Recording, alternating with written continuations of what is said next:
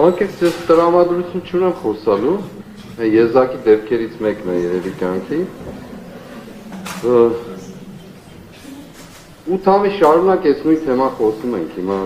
անհրաժեշտություն չկա էլ։ Ես չհասկացա դատախազն ինչ ասեց, վստահ եմ դուք հասկացաք։ Բայց անգիր գիտեմ ինչ ասեց, քանի որ արդեն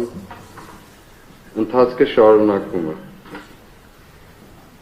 Նախ շնորհակալ եմ մեր պաշտպաններին, բայց ձեր շունչը ափսոս է, որ դուք այսքան երկար խոսում եք, ներդնում եք, դրա կարիքը կարծում եմ չկա։ Դուք էլ շատ լավ գիտեք, որ չկա, ես էլ գիտեմ, որ չկա։ Երկրորդ ասեմ, որ ինձ ոչ մեկ ազատությունից ոչ զրկել է, ոչ էլ կարող է զրկել։ Որովհետև ոչ իմ կյանքն է ձեր իշխանության ներքո, ոչ էլ իմ ազատությունը։ Կարծում ունիմ, թե կալանավայրում լուսամուտի որ կողմից եք նայում, ով է ավելի կալանավորված և ով է գտնվում ազատության մեջ։ Ես, որ հոգով ապրում եմ ազատության բոլոր սահմանները, թե դուք, որ ստիպված կալանավորված եք, ով է ավելի կալանավորված և ով պիտի ազատություն տա։ Հետևաբար ես կխնդրեմ ասելու, որ ազատությունից զրկված մարդ չկա այստեղ։ Այս 18-ի մեջ էլ չկա, ես էլ ամենավերջին եմ։ Որովհետև դա Աստծո գործն է, ոչ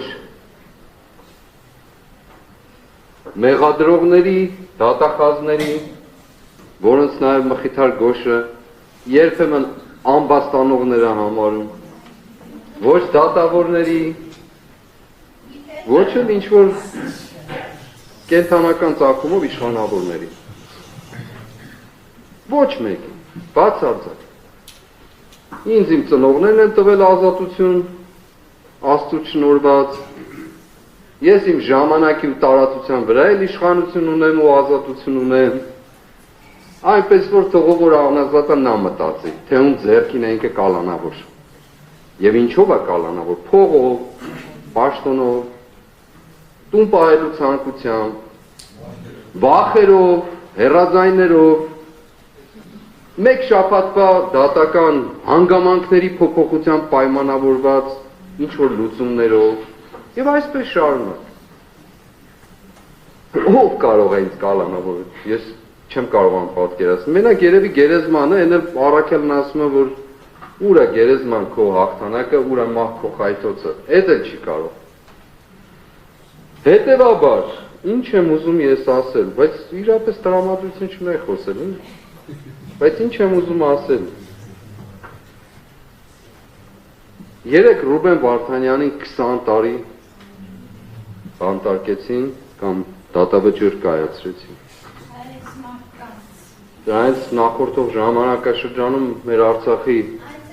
ռազմաքաղաքական ղեկավարությանը մի մասին ցմա, մեր եղբայրներին գերության եւ այլն, մի մասին 20 տարի, հիմա չեմ ուզում խոսել։ Թույլ տվեք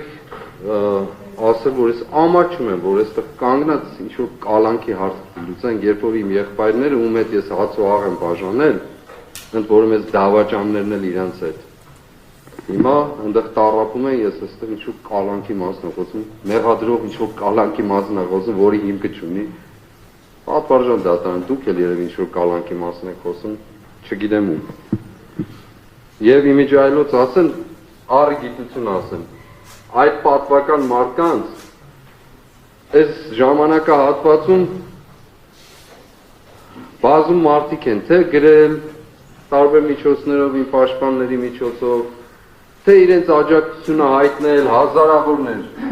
թե հանձնուկներ ուղարկել, շնորհակալ եմ բոլորիդ հետ, բայց առանձնահատուկ կերպով ուզում եմ ասել շնորհակալություն հայտնել, անշուշտ ես ուրիշ կերպով էլ կհայտնել, ուզում եմ առանձնահատուկ շնորհակալություն ասել Արցախի Հանրապետության նախագահի որդուն, Բակո Սահակյանի որդուն, շատ սիրելի Տիգրանին, որ ինձ հնարավորություն տվեց իր հայրը գտնվելով է տառապանքի մեջ ինքը մեր մասին չմոռացավ, թեպետ ես ապերախտ եմ եղել իրենց մասին մոռանալով։ Եվ ինձ հնարավորություն տվեց հոգևոր իմաստով եւս մի անգամ պատվարժան նախագահի հետ իմ խցումես անգամ հաց ու աղ բաժանել, ինքը գտնվելով Բաքվում, ես Երևանում եւ ոչ ինչպես վերջին անգամ երկուսս էլ Ստեփանակերտում։ Շնորհակալ եմ Տիգրան։ Աստված զորացնի ձեզ։ Եվ ինչ է ուզում ասել, հա։ Ես ոչ ինձ համար կալանքի փոփոխություն կոչվածը պատվարժան դատարան նշանակում է համագործակցել ինձ համար սուբյեկտիվ, անձնական։ Նշանակում է համագործակցել դատարանի հետ, դեր մեղադրողներին չեմ ասում, նշանակում է համագործակցել մնացած բոլոր դատավորների հետ, որոնք մինչև այսօր իրենց որոշումներ են կայացրել, նշանակում է համագործակցել Չարիքի իշխանության հետ, հետևաբար դուք մի հնարավորություն ունեք, ես ոչ ընդունելու եմ տնային կալանք, բացարձակ, նախ որ տուն էլ չունեմ, բայց չեմ էլ ընդունելու, հարկասում, ենքան մարդ կա տանտեղ գիտի։ Երկրորդ, ոչ գրավ, բացարձակ անհրաժեշտություն չկա դրա, ոչ, ինչ էիք ասում, էլեկտրոնային սարք, դնչկապը, ոտնակապը եւ այլն, բացարձակ, ոչ դա, այն մյուսն չի, հա, եւ մեկ էլ երկրից բացակայելու արգել, որ ամենավիրավորականն,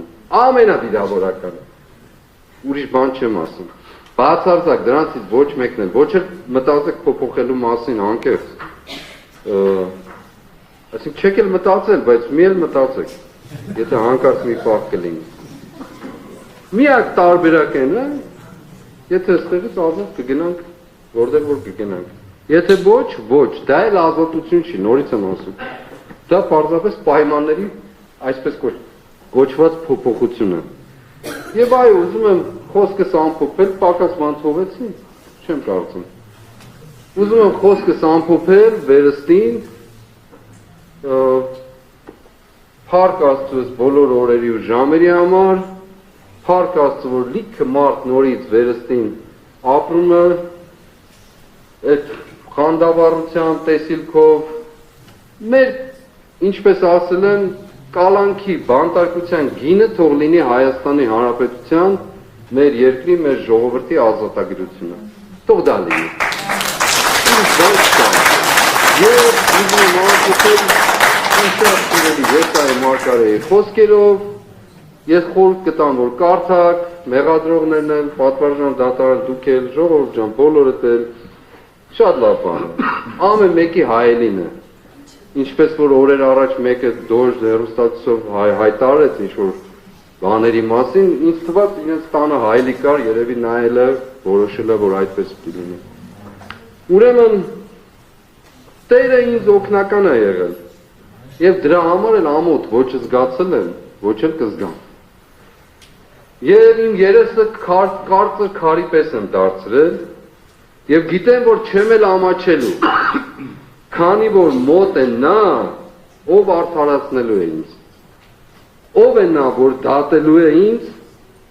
ահա Տերն է ինձ օգնական, եւ ով է, որ չարչարելու է ինձ, ահա դուք ամենքդ, որ վառված եք հրով, պիտի պարտվեք բոցից, ու պիտի բորբոքվեք բոցով, եւ դա իմ պատճառով պիտի լինի, եւ դուք հանգիստ չեք լինի։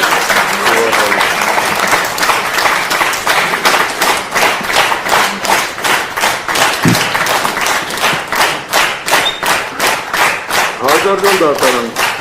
այսօր